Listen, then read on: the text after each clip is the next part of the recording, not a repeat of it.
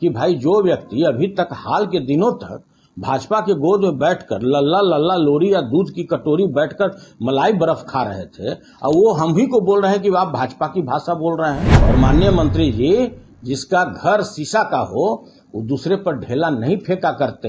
अगर हम आ जाएं अगर व्यक्तिगत रूप से, तो आप भी समझ रहे होंगे कि मैं कहां तक चला जाऊंगा। लेकिन कल जो हम उनका बयान सुने, हम अपने बड़े भाई अशोक चौधरी जी का, तो हमको घोर निराशा हुआ। वो जंगल राज का याद हमको करा रहे थे कि जंगल राज, आप भाजपा की भाषा बोल रहे हैं, कितना शर्म की बात है। अरे भाई, जो बात जवान पर आ जाएगा, हम तो अशोक चौधरी नहीं हो सकते कि भाई दिल में कुछ है और मुंह में कुछ है, मेरे दिमाग में कुछ और है, वो काम हम नहीं करते। मैंने भी उनका बयान सुना है। परसों मैंने किसी संदर्भ में, विश्वमान के संदर्भ में या किसी भारतीय प्रशासनिक पदाधिकारी के संदर्भ में एक बयान दिया था। मेरा पर्सनल विचार था। हम ये भी बोले कि देखिए, जो भी हम बोल रहे हैं ये मेरा व्यक्तिगत राय है, इससे पार्टी को कोई लेना देना नहीं है। लेकिन कल जो हम उनका बयान सुने, हम अपने बड़े भाई अशोक चौधरी जी का, तो हमको घोर निराशा हुआ। वो जंगल राज का याद हमको करा रहे थे कि जंगल राज, आप भाजपा की भाषा बोल रहे हैं, कितना शर्म की बात है कि भाई जिस समय की बात कर रहे हैं, उस समय तो आप सबसे सक्रिय मंत्री थे, आप उसके पार्ट थे, आप माननीय लालू प्रसाद जी के सबसे करीबी थे।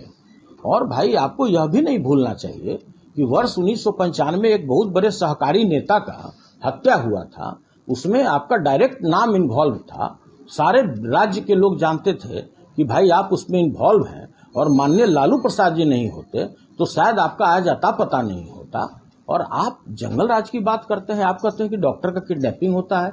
कितने शर्म की बात है कि आप महागठबंधन के सरकार में हैं, आप उसके पार्ट हैं, आप उसमें माननीय मंत्री हैं, समझदार मंत्री हैं। आप कई घाट बदल कर आए हैं, कभी ईर घाट, कभी वीर घाट, कभी सीर घाट, कभी साबरमती में आप बैठकर धुनी रमाए, कभी आप संगम घाट पर धुनी रमाए, कभी गंगा घाट पर बैठ के आप धुनी रमा रहे हैं। आपका विशाल अनुभव है, भगवान करे ऐसा विशाल अनुभव किसी के पास नहीं हो। और आप जंगलराज की बात करने लगे, आप करने लगे कि मैं भाजपा की भाषा बोलता हूं।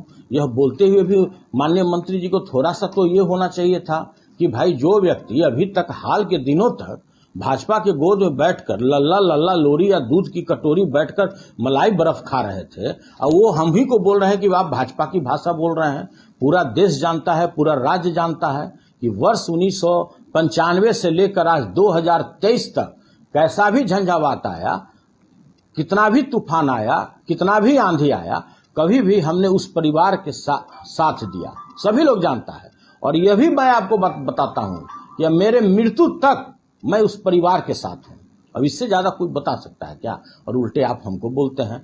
भाई, हमने तो सुना था कि कन्नड़ भाषा होता है, तमिल भाषा होता है, भोजपुरी होता है, पंजाबी होता है, गुजराती होता है, मैथिली होता है। हम भाजपा का क्या भाषा होता है हम लोग नहीं जानते थे, बिहार के लोग।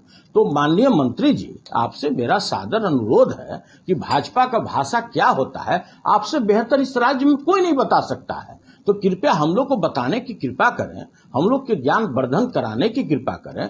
और आप बोलते हैं कि हम राबड़ी देवी, तेजस्वी यादव और लालू यादव के अलावा किसी को नहीं जानते हैं। कभी हम लोगों ने कहा है क्या कि उसके अलावा भी किसी को जानिए? अरे 1 लाख अगर कार्यकर्ता होगा बिहार में, अगर सक्रिय कार्यकर्ता राष्ट्रीय जनता दल का, तो उसके सबसे छोटा कार्यकर्ता और सिपाही मैं मानता हूं। हाँ, आप सुनील सिंह को नहीं जानते हैं तो आपको एक बात बताना आवश्यक है। पूरे भारत में सुनील कुमार सिंह ऐसा सहकारी नेता है कि जो किसी प्राइमरी सोसाइटी का भी अध्यक्ष है, अपने पैक्स का अध्यक्ष है, और देश के जो शीर्ष सहकारी संस्था है उसका भी अध्यक्ष है। आपको पूरे बिहार के लोग बहुत अच्छी तरह से जानते हैं कि आपने कितना चोला बदला है। लेकिन सुनील कुमार सिंह को पूरे देश के किसी भी कोने में जाइए तो 10 सहकारी नेता अगर बैठा होगा तो 9 जरूर सुनील कुमार सिंह को इज्जत के दृष्टि से देखता है। वो नहीं जानता है कि आप चोला बदलने में माहिर हैं। वो हमको कभी नहीं बोलेगा कि आपने गद्दारी किया किसी के साथ। हाँ, लेकिन आपका नाम निश्चित रूप से उस श्रेणी में आता है कि आप कितने पार्टी को, कितने घाट का पानी पीकर 100 चूहा खाकर अब आप हज करने को पहुंच गए हैं। और यह भी तय है कि आप 25 तक इस पार्टी में भी नहीं रहिएगा। जैसे ही जिस दिन आपके नेता कमजोर होंगे, आप तुरंत तरफ कर फिर बागमती नदी के किनारे धुनी रमाने चले जाइएगा। सब लोग जानते हैं। ऐसा कला इस बिहार में बहुत कम लोगों को प्राप्त है। इसलिए आपसे मेरा सादर अनुरोध है कि व्यक्तिगत आरोप लगाने से बचें। मैंने आज तक अपने लाइफ में कोई गलत कार्य नहीं किया, नहीं तो आज जिस तरह से मेरा एक समय हुआ करता था, जो मेरा रिश्ता था भारत में यहाँ बिहार के माननीय मुख्यमंत्री के साथ, सभी लोग जानते हैं। मैं बेउर के अंदर रहता, अगर मैं एक जगह भी गलत किया रहता, और माननीय मंत्री जी जिसका घर शीशा का हो वो दूसरे पर ढेला नहीं फेंका करते। अगर हम आ जाएं अगर व्यक्तिगत रूप से, तो आप भी समझ रहे होंगे कि मैं कहां तक चला जाऊंगा। इसलिए आपसे मेरा हाथ जोड़कर विनती है कि व्यक्तिगत आरोप से बचिए। और मैं फिर कह रहा हूं कि डॉक्टर सुनील कुमार सिंह अध्यक्ष बिस्कोमान के रूप में, भारतीय सिटीजन के रूप में हम यह बयान दे रहे हैं। हम राष्ट्रीय जनता दल से इसको कोई लेना देना नहीं है, न हम संगठन के रूप में आपको बयान दे रहे हैं, न राष्ट्रीय जनता दल के कार्यकर्ता के रूप में दे रहे हैं।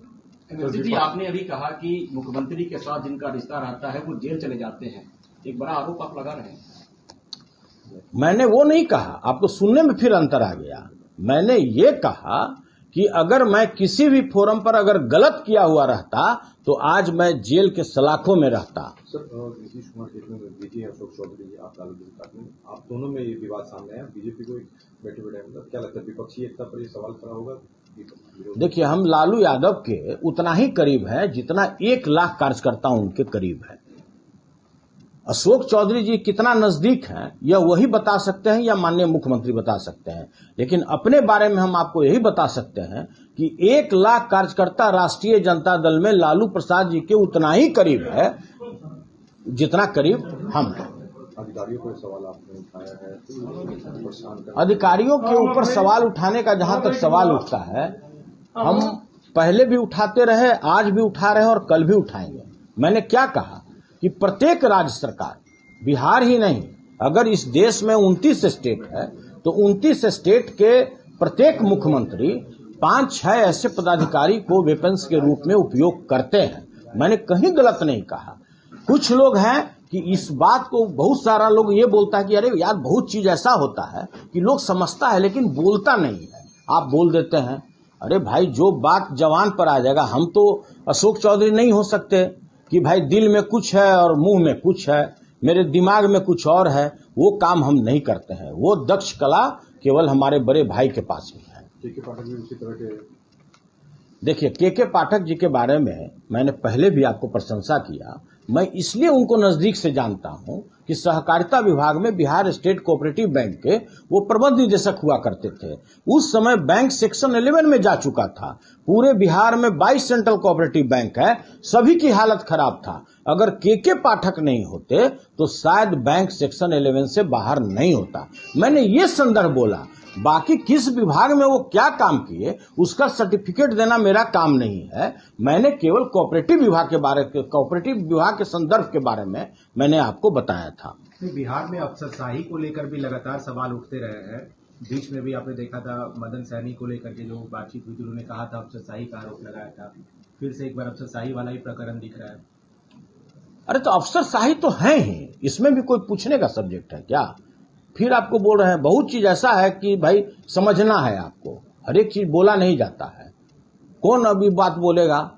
इसलिए देखिए, महागठबंधन से इस बयान को कोई लेना देना नहीं है।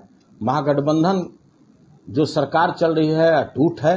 महागठबंधन में चूंकि मेरे ऊपर व्यक्तिगत आरोप लगाए अशोक चौधरी जी, इसलिए मैंने अपना फर्ज समझा कि अगर हम उनके जो उन्होंने आरोप लगाया, अगर मैं इसका जवाब नहीं देता तो मैं बिहार की जनता में अपना नजर नहीं दिखा सकता था। लेकिन जिस तरह शिक्षा मंत्री प्रकरण के बाद जदयू और आरजेडी आमने सामने, लगता है कि मुख्यमंत्री नीतीश कुमार आगे अपनी कार्रवाई को रख पाएंगे? देखिए, ये सब बड़ा बात है, ये सब जो बड़े नेता हैं यही बता पाएंगे। हमारा जो व्यक्तिगत सवाल था, जिस तरह से अशोक चौधरी जी ने मेरा व्यक्तिगत आरोप लगाया, जंगल राज की बात किया, मैं उसका जवाब दिया हूं।